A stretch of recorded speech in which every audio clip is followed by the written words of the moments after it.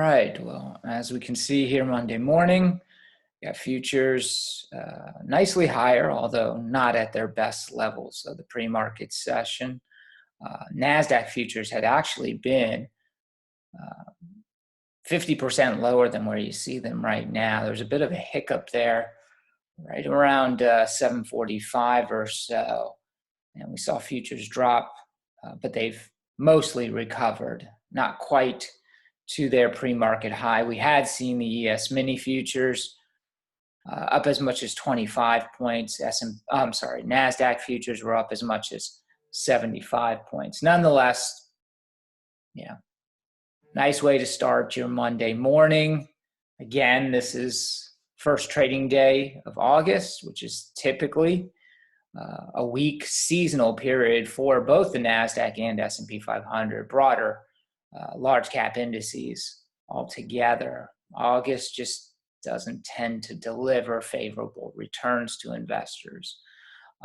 There's a lot of quantitative data to look at outside of just seasonal factors, even though the seasonal headwind is recognizable historically and going all the way back to the 1920s. There are many other factors that should be paired with the seasonal or cyclical data. I personally don't like to use, never found it very rewarding, to only view the seasonal data in a vacuum. You want to pair it with other quantitative data or studies. VIX is up. It's Monday. Naturally, that is what we tend to see. We have the reset from Friday. Even though the VIX was up on Friday, was up last week and has been trending higher here over the last, call it 3 weeks or so, since hitting a low in the 14 range, 14%. Yeah, don't use percent when you're talking about, stop it. That is how it's measured. Got down into the 14% range, but ever since then, as you can see, where we sit today, we're coming in with 18s.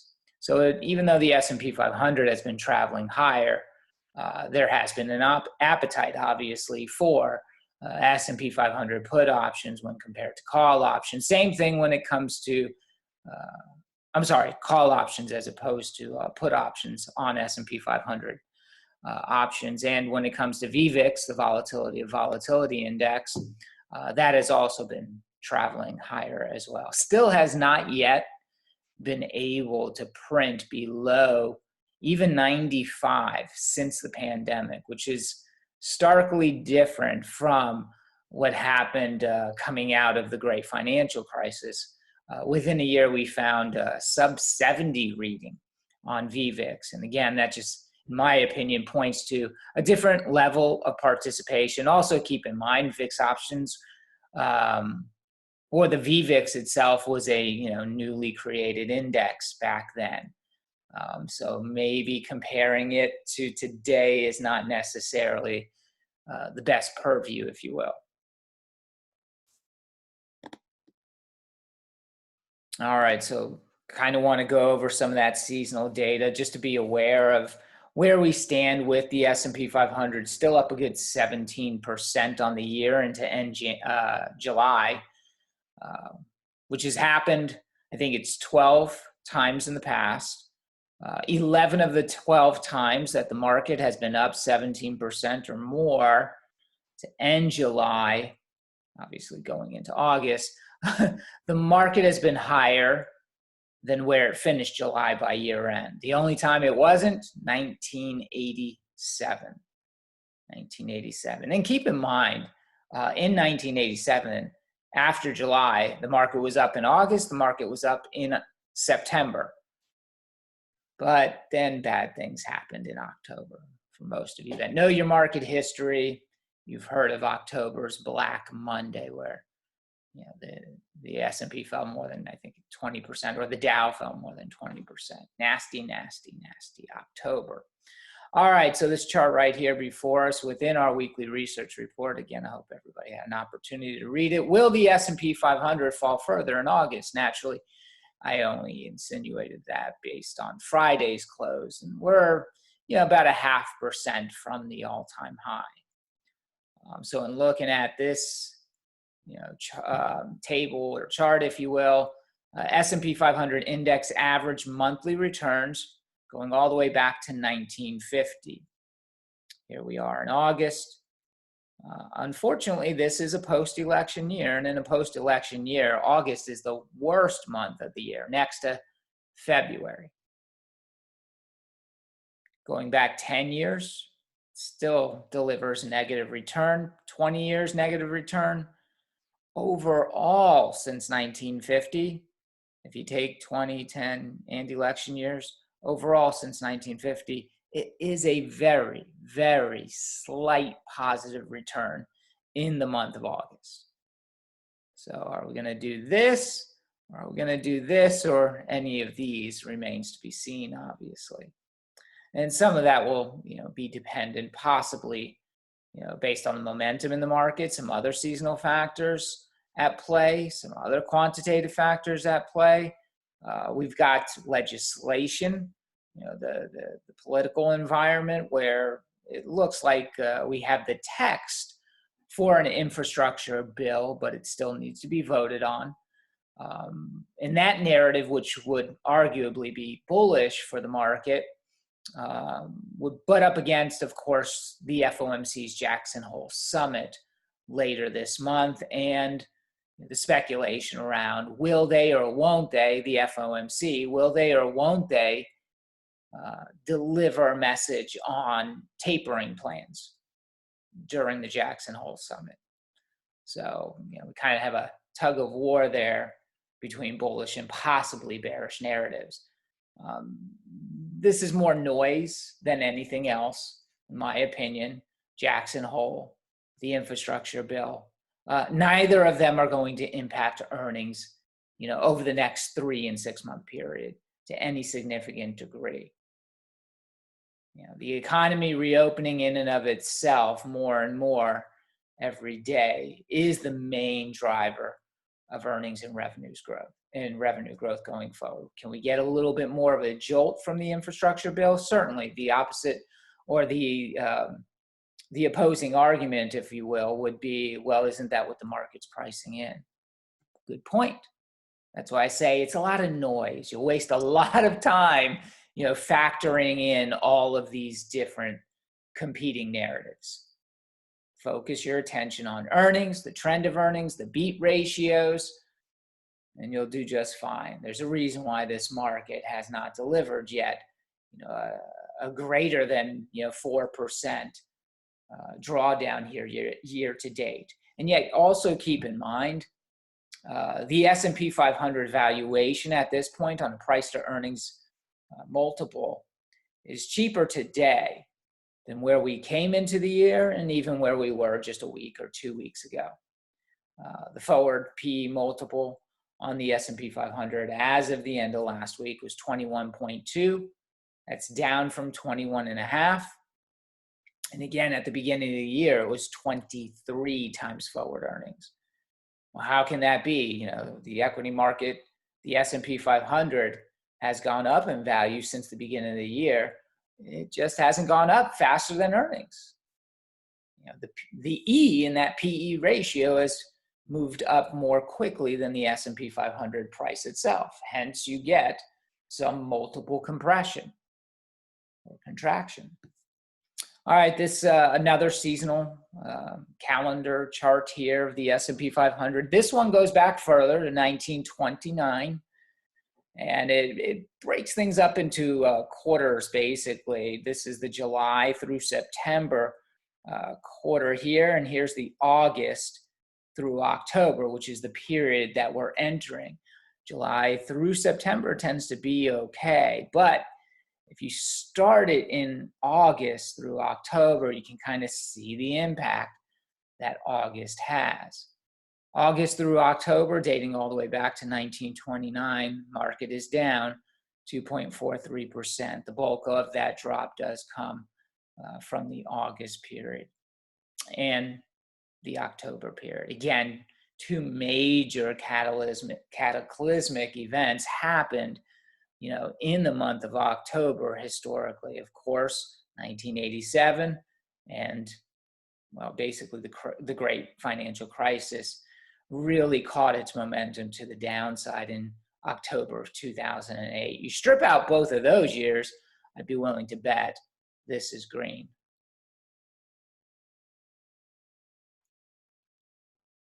All right, coming into July, the market was up 5 months in a row, and many thought, well, it can't go much higher. It seems to be the running mantra, of pundits, bears, even bulls. They find themselves in a position where it can't get much better than this. And it seems like we hear that every 100 points in the S&P 500. Again, the market is not on a calendar. The market is not on a schedule. It doesn't clock in or clock out like you and I do on a daily basis. It follows the trajectory of earnings. That is it.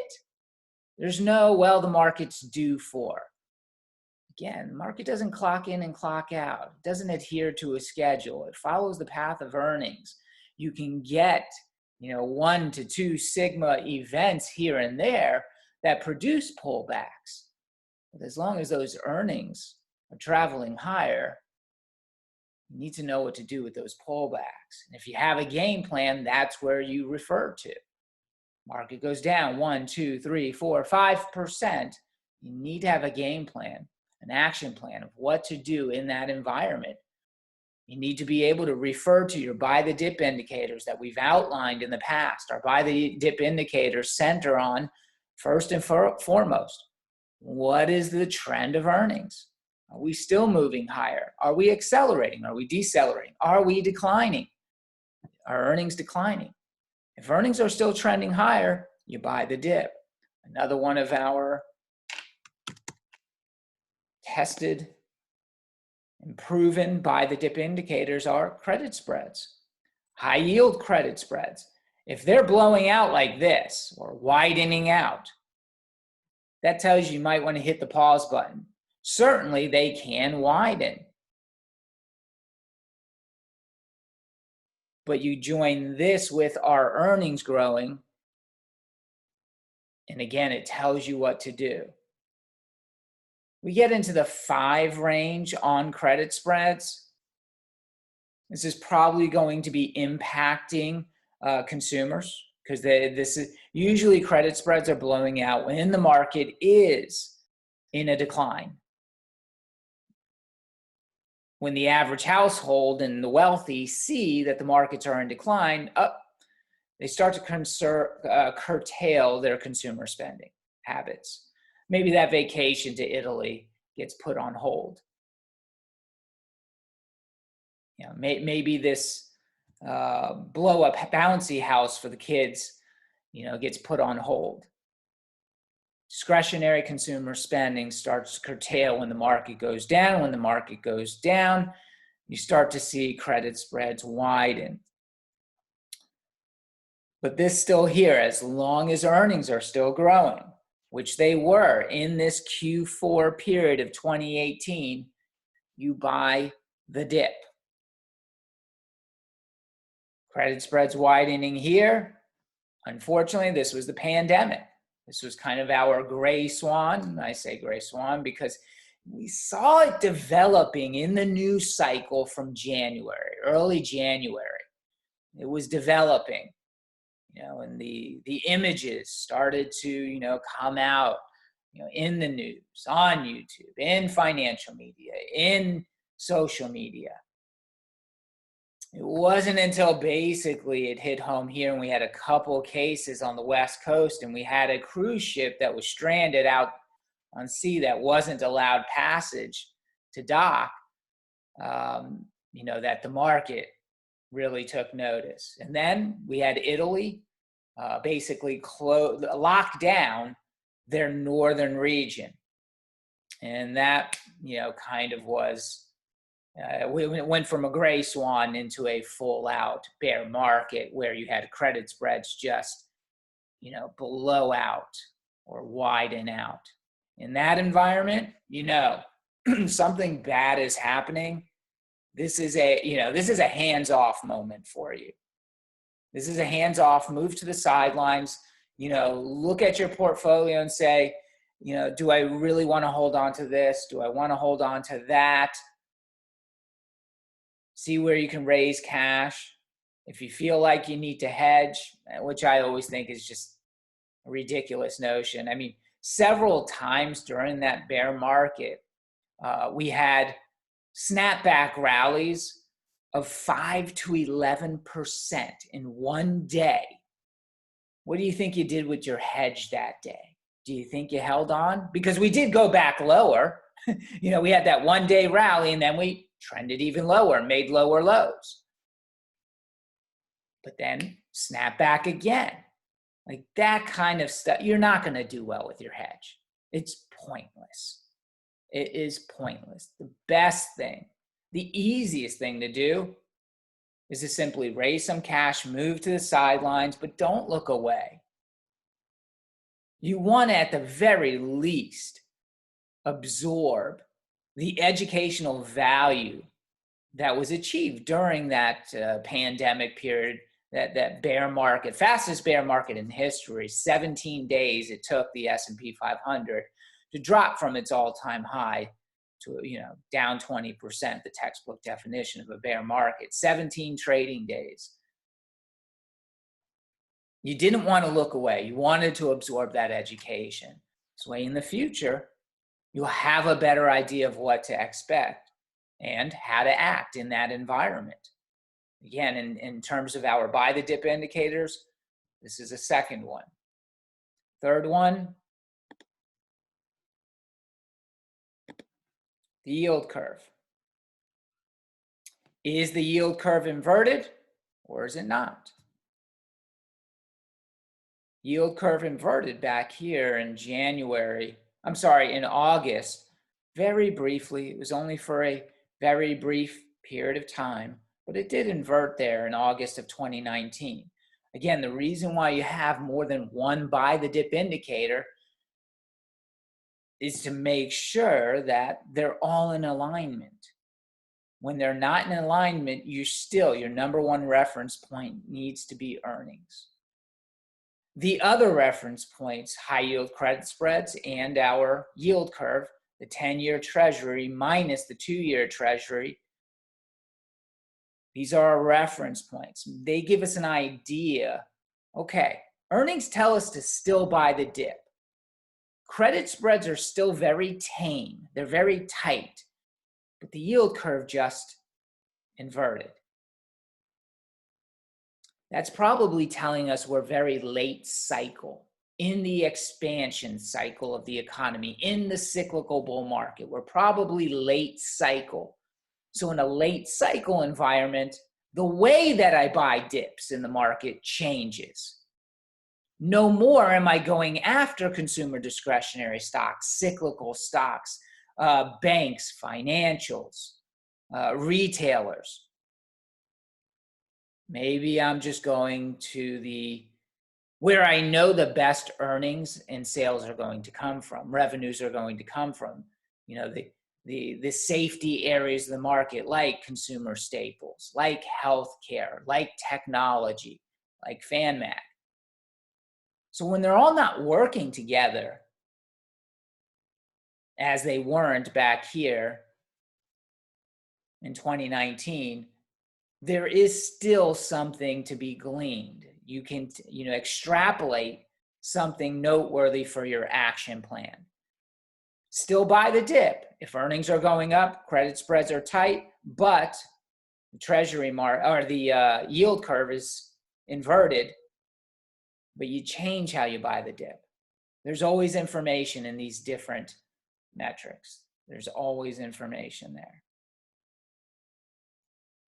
And we have some other, buy the dip metrics also, but just for review, and for some of our newer members and maybe even our guest here today, welcome, Finom Group Trading Room. This is how we kick off every day of the trading week. And again, here we are. Futures have faded a little bit more here. We were up 61, now we're up 54. The NASDAQ futures up 16, we were up 19. In S&P 500 futures, We're up 33. We were up 17 cents there in the VIX, back above 28 there on UVXY. We take a broad look at the market every morning.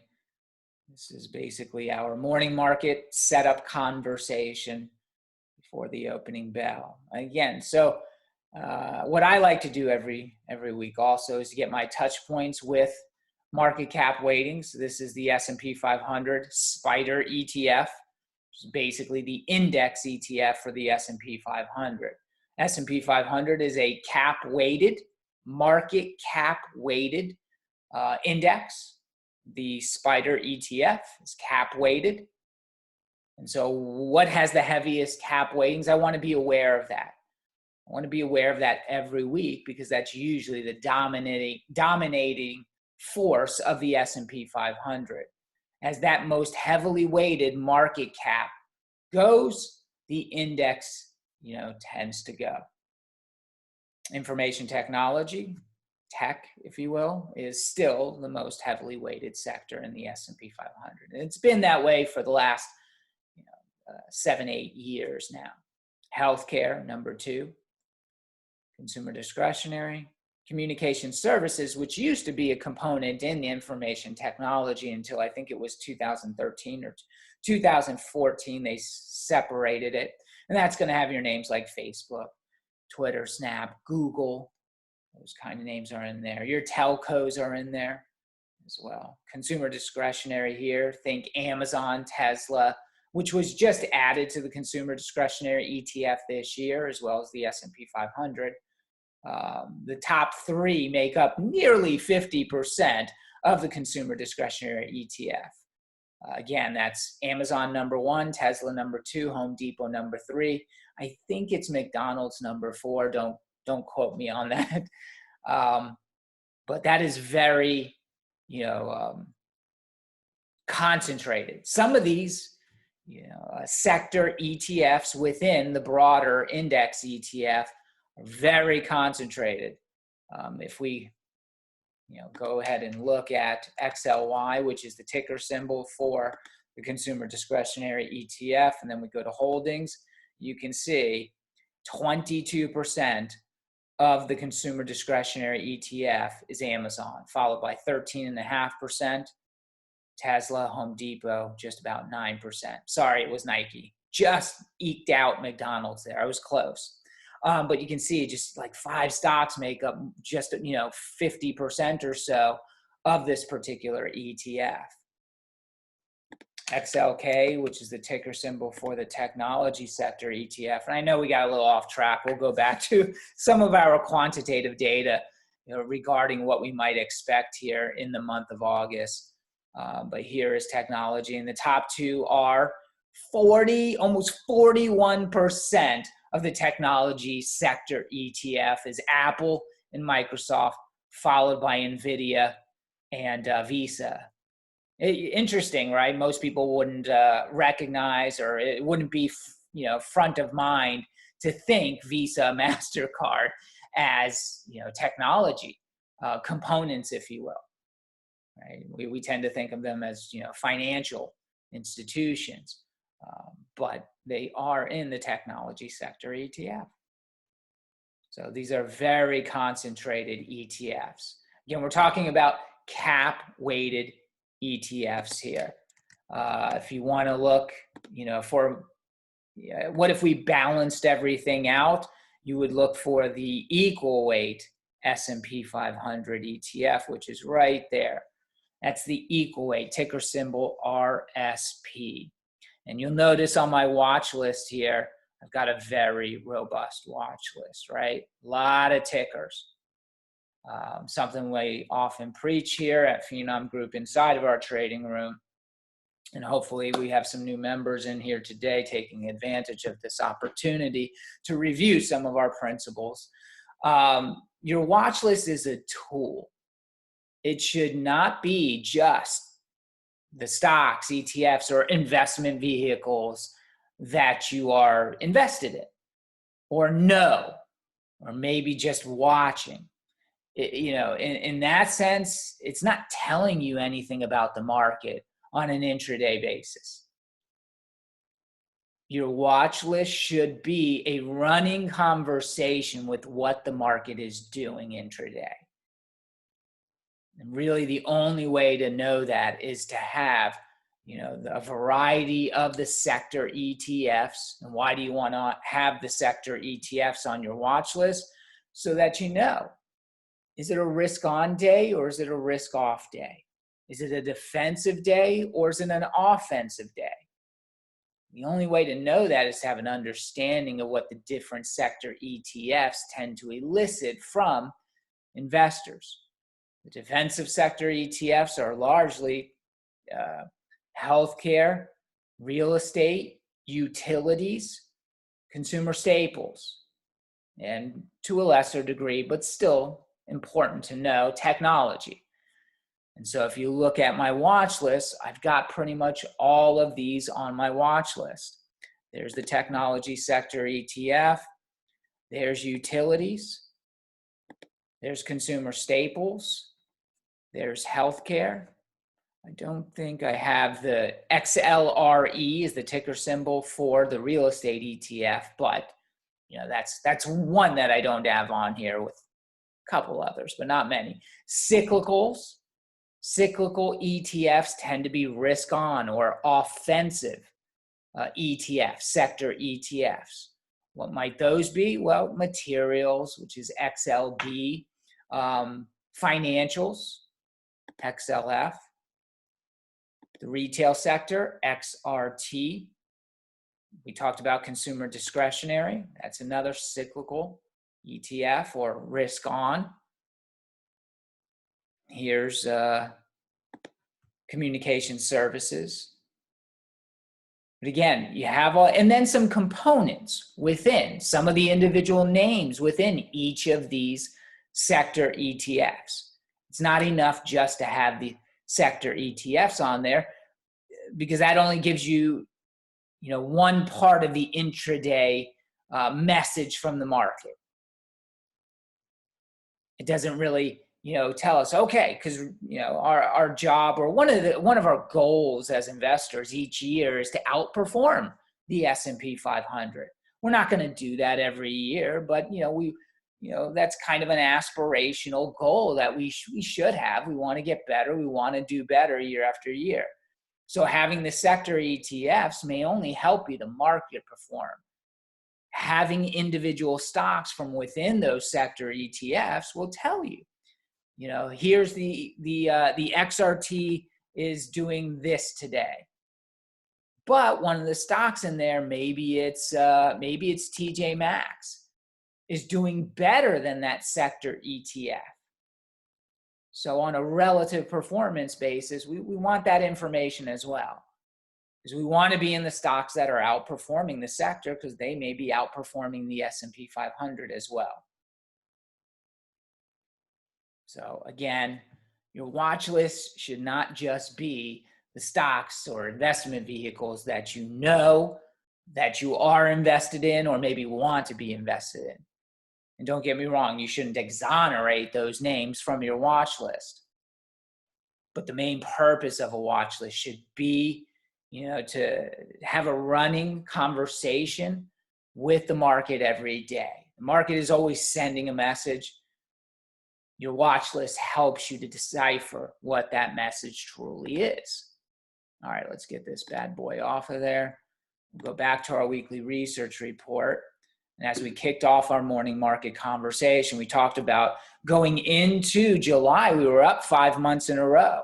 And many investors, were thinking that, this is as good as it gets, can't possibly go any higher. The data that we had in hand from this study delivered from Steve Depp said, no, actually 5 months in a row, yeah, the market tends to go higher. It's happened 27 other times before, the end of June, which marked 5 months in a row where the S&P 500 was higher. So when we look at the data, the 1 month forward return, the percent higher rate, meaning 1 month later, the market is higher 77, almost 78% of the time. Return, about 1%. We were up 2+%, or just about 2%, in the month of July. So a 77% probability based on 5 months, the market being up in a row, that the market would be higher 1 month later. 2 months later, which takes us to where we are here now, the probability of being higher is a little bit less than it was after a 5-month streak, but higher nonetheless. Average return is actually a little bit better at 1.6%. So that was going into July, and July was higher. So now we're up 6 months in a row. And again, all we hear is the market has to correct. We're due for a bigger correction. Again, as if, the market clocks in and clocks out on a daily basis like you and I. It's on some kind of, schedule, if you will. It's just not how the market works. Momentum begets momentum. Objects that are in motion, as they say, tend to stay in motion. These are principles that, for whatever reason, many market participants choose to dismiss in favor of all good things come to an end. It seems like, many people are leaning pessimistically because things have been, relatively complacent and without any meaningful pullback for quite some time now. Today will mark day 186 without a 5% correction, right? No wonder every week we seem to have another strategist, analyst, economist. It's just some big, hedge fund name that says, we're on the cusp of a 5 to 10% correction. They seem to coalesce around time periods where you don't have a meaningful correction for a protracted period of time. It's not really rooted in anything fundamental or even technical. It's just sentiment. These calls tend to coagulate together because we haven't had a meaningful correction, in now 186 trading days. You want these people on CNBC or Bloomberg or Fox Business News to come out and give you a meaningful reason as to why, but they don't. It's sentiment. We haven't had one in a while. Therefore, that's really all we hear. It's due for one. Anyways. All right, so here we are, 6 months, 6-month winning streak. It hasn't happened very often. It's happened less than 5-month winning streaks. It happened 19 times in the past. Probability rate is higher. It's not as good as a 5-month winning streak. And, that, again, not the best, right? 0.09, that's not going to do anything for anybody. So the probability of being higher this month does come down a bit, and the return is minuscule. One thing I also do want to point out, given that we talked about, August, not necessarily a good month for the market historically, going back to 1950, going back to 1929, is that this 6-month winning streak is the first in history to butt up against August. You only see one July here. The rest, June, I think there's one, 1975. But this is the only July leading into one of the worst months of the year for the S&P 500. So do keep that in mind. And I know a lot of you have already read the weekly research report, but for those who haven't, and for some of our newer members, this is their first time going over such data. 2 months later, 2 months after a 6-month consecutive win streak for the S&P 500, the probability of the market being higher doesn't change at all, but the return does get a little bit better at 1.28%.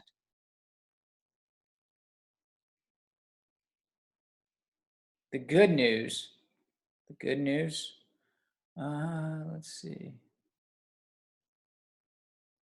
The good news, where is 1987? I believe it's on, no, that's 1986. So we've got August, September, October, November, December. 5 months left in the year. The 5-month return probability rate, almost 79%. The market is higher 5 months later. Look at the return. The returns get better the further out in time we go. Again, our parameter here is a 6-month win streak for the S&P 500. 5 months later, the market is up some 79% of the time with an average return of 3.5%. Get her done. Does history always repeat? No. Of course not. But it often rhymes. The rhyming part of that whole colloquialism is rooted here in the probabilities. You lean into the probabilities. Contrarians, skeptics, bears, naysayers, pessimists, they don't get paid. They show up on CNBC, but that's about it. That's it. History tells us the naysayers just don't get paid. They just make for a lot of noise. Speaking of August, right? So this study here, with July now expressing an all-time high monthly close, that has been an ominous sign for August, according to this study above. August has closed lower 13 of 19 times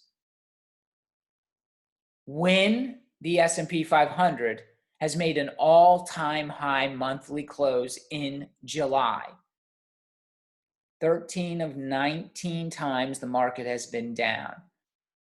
So, as you can see here,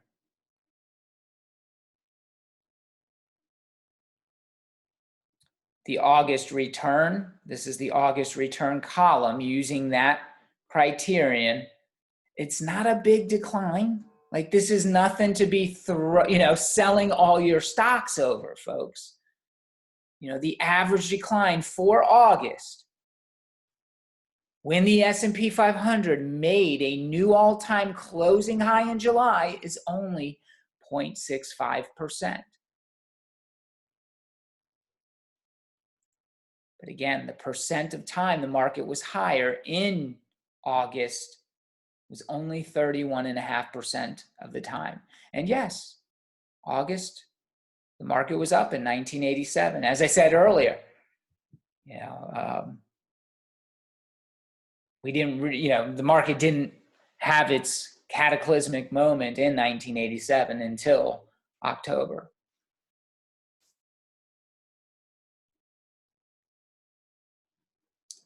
Bigger picture, right? Bigger picture view. We've known for a while now that this momentum, would beget momentum. We knew that we are now on the 3rd year of what could be 3 consecutive years of a double-digit return for the S&P. 2019 up 18+% on a total return basis last year. 2019 we were up 31%. Last year, 2020, we were up 18%. This year, we're up 17%. Keep in mind the toy barometer that we talked about in December of last year, right? As a heads up, incoming. The toy barometer, what does the acronym stand for? TOY. What does it stand for? Anybody hook me up in the chat box? Toy barometer. Let's see who's first to get there or embarrass me. Come on, toy barometer. Wayne Whaley. TOY. No, we're not. Okay, you guys want to be that way, I see. All right, well, toy barometer stands for turn of year. And it basically measures the return from November 19th to January 19th. Wayne Whaley, a famous quant and mathematician, he wanted to know what was the absolute most predictable returns based on the preceding period of the year. And what he found was the most predictable returns could be studied through the November 19th to January 19th period. And if the market was up X% from November 19th to January 19th, turn of the year, the new year, the market was up like 34 out of 36 times in that new year. The average return was, I think, 16 or 17%. Folks, we met that criterion for the toy barometer as of January 19th of this year. How much are we up? 17%. In that sense, to date, history has repeated and history has delivered on the toy barometer. Naturally, yes, we still have 5 more, months here to go. Again, just kind of reviewing this particular quantitative study from Wayne Whaley called the toy barometer, helps us to lean into the probabilities. It has a 90+% success rate. 34 out of 36 times the market was up when it had a bullish toy barometer achievement. That's the kind of data you want to lean into bullishly. It helps you to make capital allocation decisions. It helps you to buy dips, so on and so forth. Now, again, going back to the big picture view, we're up 17+% here year to date. We just finished the month of July, higher by more than 10% year to date, and at a new all-time high. After such strong first half of the year, the rest of the year tends to be positive. So in terms of, people saying this is as good as it gets, we're due for a major correction, no. We may be due for some type of corrective activity, the magnitude of which is open for speculation, which is what everybody does on a daily basis, it seems. But you shouldn't necessarily get wrapped up into, well, how big of a correction? Where your attention should be focused on is what to do if we're down 3%, like we were 2 weeks ago, if we're down 5%, if we're down 7%. These quantitative studies tell you what to do, and again, refer to your buy the dip indicators. Are credit spreads blowing out? No, buy the dip. Are earnings still going higher? Yes, buy the dip. Is the yield curve inverted? No, buy the dip. Because the quantitative data tells you we're going higher. It's just a matter of when we, start to bounce off of the floor, from that drawdown. When the month of July ends with the year-to-date gains greater than 10%, the final 5 months of the year returns are almost always positive. The only time it wasn't, 1987.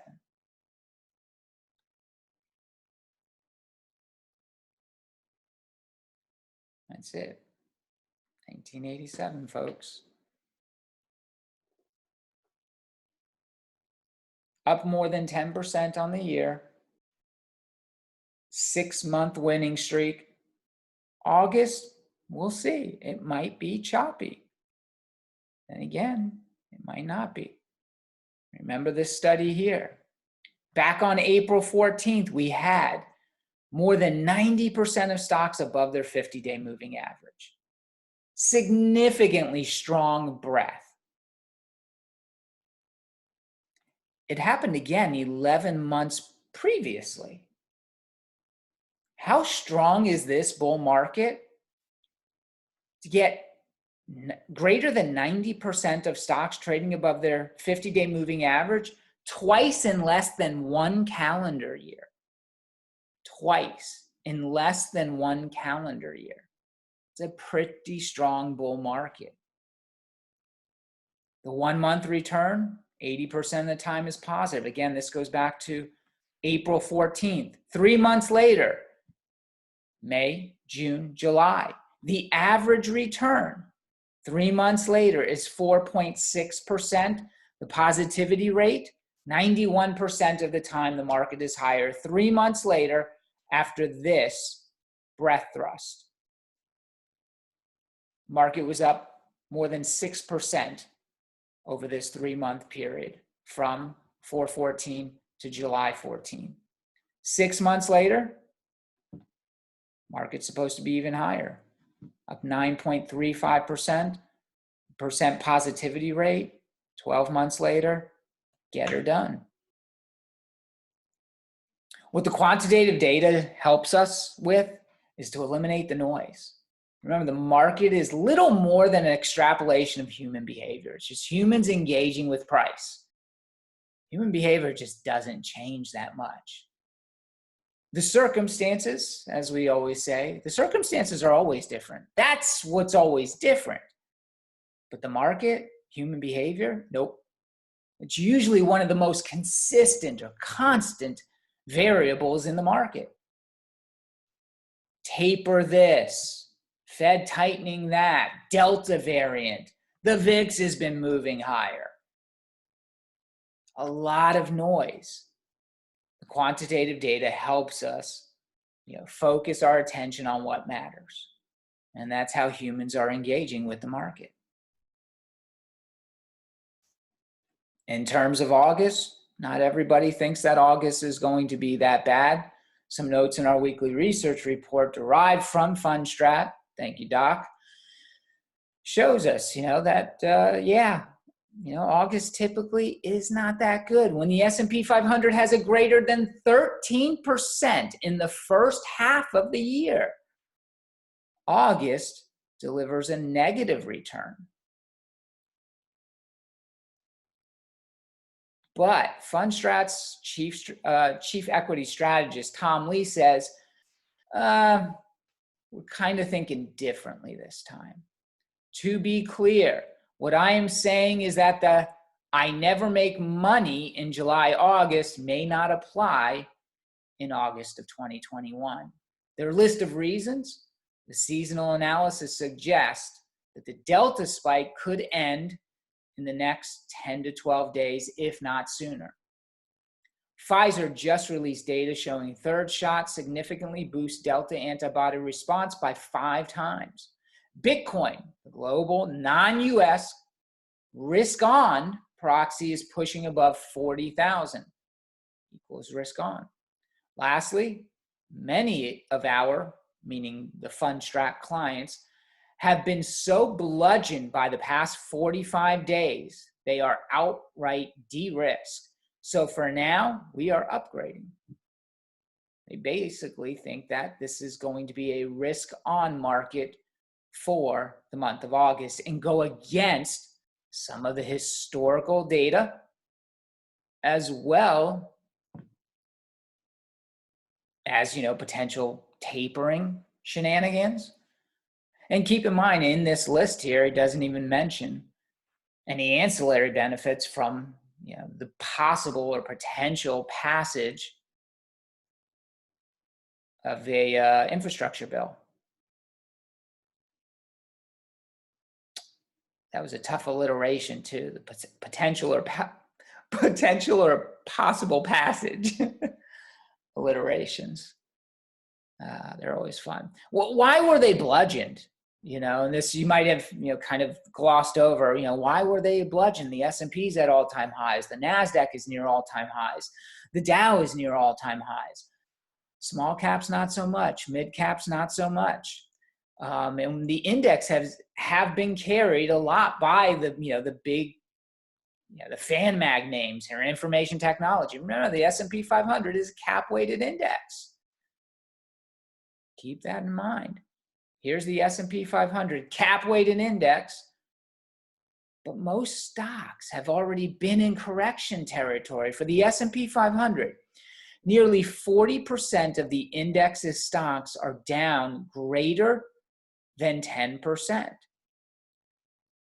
You combine, see this column right here, 10 to 20% decline, or from their all-time high, 30%, and 9.7% is basically 40% of stocks are down 10 to possibly greater than 20%. The S&P 500 is only 0.5% off of its all-time high. But not every stock is, seeing that same kind of strength. The average decline for stocks right now in the S&P 500, the average decline from their 52-week high is 9.1%.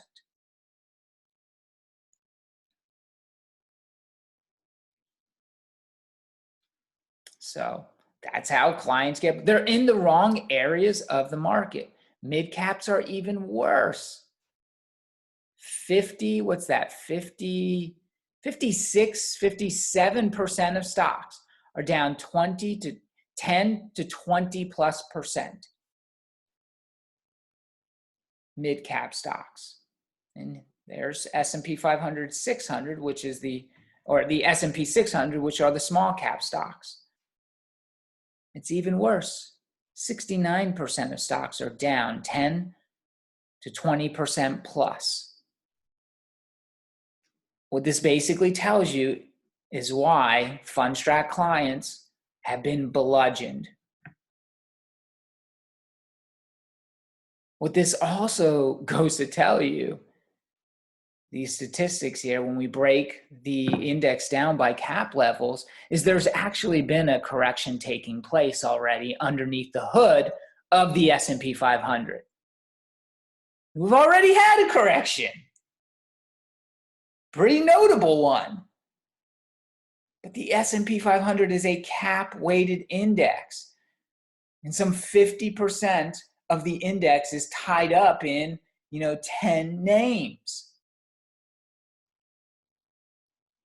What this also helps us to consider is it's going to be very difficult to get that 5 or 10% garden variety textbook correction, given that most stocks have already corrected. The question you have to ask yourself is, are the stocks in my portfolio benefiting from a cap-weighted index? Have I been in the right areas of the market, or was I in the areas of the market that FundStrat clients were in? It's pretty cool that they're honest about this as well, in my opinion. It's noteworthy. All right, here we are now, and we kind of stagnated here in futures. We'll see what happens when the market opens. As we always say, futures are not necessarily an indication of what the market will do over the order flow period. The first hour of trading, 9:30 to 10:30, being the order flow period. And we'll see what kind of opportunities develop for us, obviously, here this week. Come into the week, we carried one trade over from last week, being JP Morgan. We bought that, a little bit of a dip on intraday on Friday. We were able to get our first position on the board. Like to get up to 3 positions, but we'll see. And we still have to keep an eye on what the rate market is doing, what the bond market is doing, in order to satisfy our thesis for buying a blue chip. I'm not a fan. I'm not really a fan of buying banks. But if you are going to buy one, make sure it is a blue chip. You can obviously buy the KRE, a diversified bank stock ETF, ticker symbol KRE. Like JP Morgan, I like this price range. I'd like it to get cheaper, can get more exposure, but keep an eye on yields. They continue to drift lower. That is not necessarily good for banks. Their net interest rate margins. When the yield curve flattens, as it otherwise probably is doing here today, with the long end of the bond yield curve moving lower here, down almost 3 basis points, then banks tend to struggle in that environment, and they have been, as not just part of the cyclical rotation back to growth, back to tech, back to large caps, but they'll also struggle if yields, continue to come under pressure. Kind of going back to the yield curve, which is the 10-year minus the 2-year. That's the primary yield curve, the recession risk indicator, if you will. You can see how much it's been flattening here, over the last maybe 3-month period. It peaked out here call it beginning of April, late March, and it's been flattening ever since. We did briefly get below 100 basis points for a day, I think, with this, bounce since, and when the 10-year dropped to about 118 or 119. It bounced all the way up to 142, came all the way back to 120, and here today, edging lower once again. It may not be great for banks. It may not be great for financials. It's often not good for small caps either, because a big constituency in the small caps are financial stocks, financials, healthcare, material. Those are the 3 most heavily weighted areas of the market within the small cap Russell ETF, ticker symbol IWM. All right, well, with that, I want to thank our onlookers for joining us here in today's trading room session. Hope everybody has a great trading day. And for more access to our daily trading room activity, join us here at phenomgroup.com.